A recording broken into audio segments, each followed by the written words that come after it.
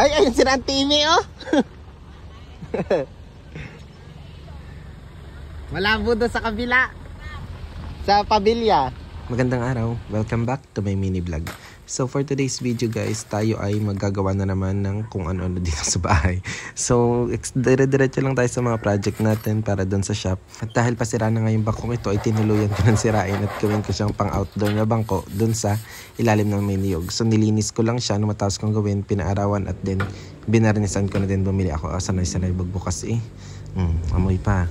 Ayan, so binarnisan ko siya. Nung matapos yan, nilagyan ko naman yung lamesa doon kasi ilang araw na din yung nababad sa ulanan kasi nga gawa ng bagyo. At nung mga bandang tanghali na yan ay nagyakag sila papunta sa ilog magpabanlaw din, tapos dahil wala nga tubig sa amin ay mag-iigib. So wala doon sa bilya, malabo ang tubig. Bumalik kami papunta dito sa may lupa namin.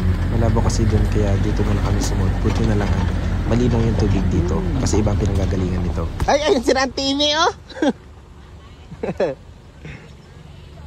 Ayan, at nung nakita nga namin malinaw ay bumalik na lang kami at doon kami madaan sa may bandang ibaba.